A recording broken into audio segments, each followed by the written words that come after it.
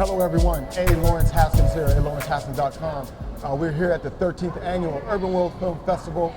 Sitting with me now is a New York legend, Mr. Wayne Barrow, whose most recent work, the Notorious B.I.G., he acted in the capacity of producer.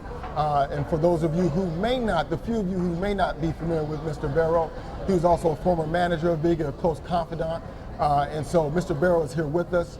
Wayne, thank you so much for taking the time. Thank you. All right. Thank you. Really appreciate it. Right. Really appreciate it. And we know that you're here for the New York premiere of Blue, a wonderful work that is taken from Miami to Hollywood by storm. Before we get to that, though, we just want to talk a little bit about your background, your life's mission, your passions, and your work, so the people for the ALH Live audience will get familiar with you on the West Coast. Okay. Okay? So, like, getting from where you started in your life, right, and to running in circles with men like Sean Puffy Combs and things like that, because there are a lot of people that feel that what you do is impossible, even though if they may not know what you do, but they see the results of what you do. Okay. What would you say to people who really have a dream and a passion and want to achieve something in their life? I mean, well, the first thing I'd say is God is good, and because of Him, you're able to do anything. So anything is possible. Wow. I think secondly, don't fall short of your desires and your dreams. Set your goals, but when you're setting your goals, make sure that you manage your expectations in terms of how you need to achieve them. I think that's something that's very important that people don't really, do day to day, just in their everyday lives. People tend to think that it's just going to come to them. We got this whole microwave mentality now, where young kids think that everything happens right away. Sure. And there's always a process, and I think in the process you give yourself an opportunity to not only learn but grow. Okay. And I think that's what a lot of people have gotten away from. Right. So I think we need to get back to that, and I mean not just in music, but just in life in general. You know what I mean? Sure. So it's all about about the process. It's about the growth. You know what I'm saying? Individual and a collective. You know what I'm saying? Us as a people. Right. A lot of times, you want to rub elbows with those that are doing what you feel is good, but in essence, it's your elbow that they need to rub because you keep them going. Wow.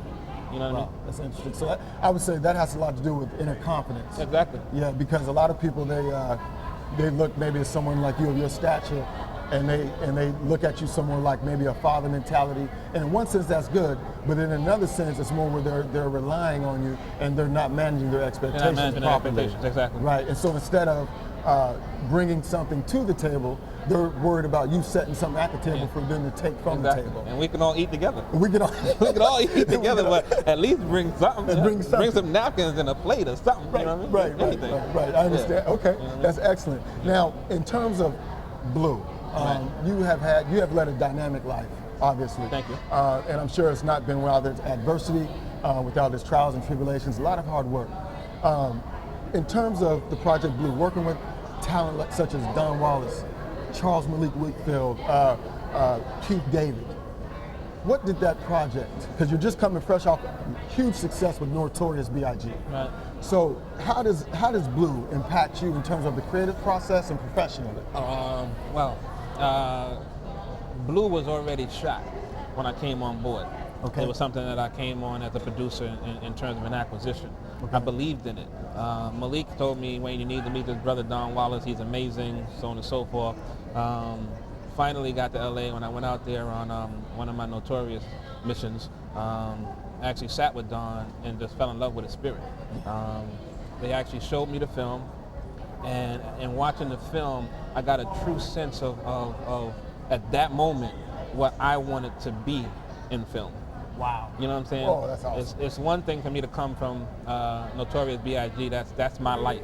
I know that. I lived that. You know what I mean? So to tell that story, it was extremely very crucial and important, not only to hip hop, but to the world in a global standpoint in terms of what he represented.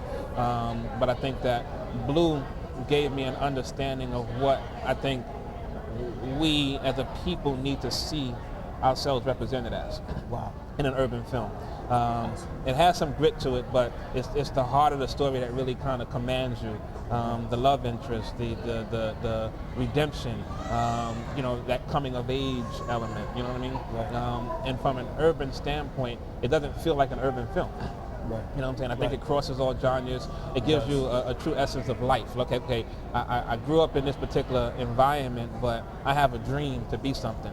And my dream to be whatever it is I want to be can be fulfilled no matter how many trials and tribulations I go through and know how many roadblocks are there. I can always maneuver around and get myself to a better place. Okay. You know what I mean? Okay. So when they brought me in, as far as that's concerned, my partner and I discussed it, and we felt that it was the perfect segue from where we were to where we're going. It's the perfect conduit. Amazing film. The script is just, you know what I'm saying, it's important. It kind of reminds me of Rocky. Right. You know what I mean? Right. Sure. But from our perspective. From our perspective. You know what I'm saying? It gives you that sense of, wow, that wow moment. That's me. You know what I'm saying? Exactly. Yeah. I am that guy on that TV screen or on that big screen. And just the dynamic of that alone is what really intrigued me. Right. You know what I'm saying? Right. But then, you want to go hard for people that go hard for themselves. And Don and Malik both, you know what I'm saying? And Malik, that's my dream. Okay. But Don is just a very, very strong, determined, you know what I'm saying, young brother that's, you know what I'm saying, trying to survive and trying to make it. You know what I mean? Yeah. Trying to make the best for his family, but more importantly, give you stories that are poignant and sincere and genuine. Sure. And I think that's the thing that really just kind of, you know what I'm saying, got myself and Mark Pitts, my partner, into the place of saying, yeah, let's do this. Let's do this, yeah. It's interesting, before we spoke with you, we spoke with the other producer, Shannon Riggs, and she had the same sentiments about Don, about his spirit. What it was, she sat down, talked with him, looked him in his eye. Right. And what I gathered from that, and hearing that from you, echoed from you and a few other people associated with the film, is that not only was this a story that was birthed from the mind space of Don Wallace, but it was actually him. Every line was him breathing into the film. So when you watch the film, it was like you having a conversation with him. Right. And because I had the pleasure of actually seeing the movie in Miami, and it came to me, him and the whole cast. You have people like Charles Malik Whitfield, veteran actors, Keith David, and so the whole texture of the film was just very genuine. Right. And I identify with the personal struggle. Now, in terms of, I really like what you said about that being a part of Blue defines you. It helped you define what you wanted to be in film. Right. So for you, having that experience, that transformational experience, what do you see as next for Wayne Barrow? In terms of films or just in terms in general? Whichever one you would like to tackle. As far as films are concerned, we want Bystorm Films to be a base for quality material. We want to treat it just as we treated the music. We've been doing music for 20 years now, and we've had some, general success. Very blessed to be where we are. The relationships are more important than anything. Yes. The finances is going to come from the grace of God anyway. So with that, we're always going to make money. Okay. But it's about the material. It's about knowing that you're connecting to a consumer in a way that they've never been connected to before. You know what I'm saying? Delivering product that they can appreciate and feel like they can embrace and become a part of. You know what I'm saying? Yes. It's important that you really delve into the mindset and the hearts of these kids in a different way than just the negative aspects of it. You're going to have that negative element. You're always going to have that, no matter how you slice it. The spin, to me, is what you learn from that. Right. If I'm not teaching you something in the message that I'm giving you, then I'm not doing nothing for you or myself, for that matter. That's awesome. You know what I mean? That's So awesome. For us, it's more about making sure that there's this social dynamic to everything that we do that gives you something to walk away from feeling not only good about, but proud of. Yeah. That's what we want. I want the audience to feel just as proud as I do to be a part of whatever it is we're actually doing. And I think that right there is the key to the success for us at Bystorm as far as Mark and Wayne is concerned. Okay. Yeah, I think that is a rare attribute, because for a lot of people, especially with, obviously you have spiritual principles. Right. And a lot of individuals in your industry, they just lose their soul because why? They sell it, and they don't care who they have to step on, kick over. And it's kind of refreshing I'm sure for the viewers and everybody out there to hear that, your marketing approach is to get into the mindset of the needs of the people that you are serving. Right.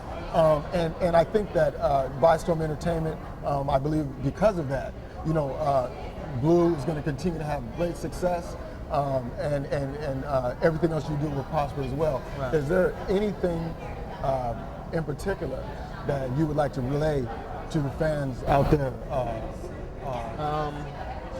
I guess, given the fact that I'm sitting here today with you, and I appreciate this interview, I want everybody to understand why we're here, and that's to see an incredible film in Blue. Yes. I want people to understand that it's definitely something that you must go see. You're going to enjoy it, you're going to laugh, you're going to cry.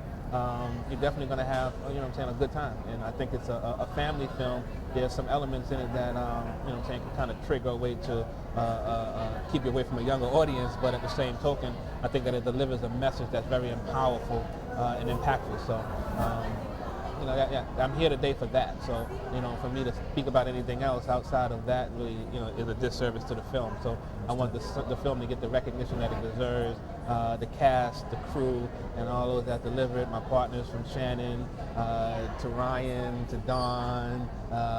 It's Jamie, and it's like, we got a good crew. You know what I'm saying? Mark, good shout out to you too, bro. We're going to continue to push hard to make sure that you're able to sit down in the theater and enjoy what we bring to you. Thank you very much. ALawrenceHaskins.com here at the 13th Annual Urbanworld Film Festival with Mr. Wayne Barrow, producer of the hit film Blue.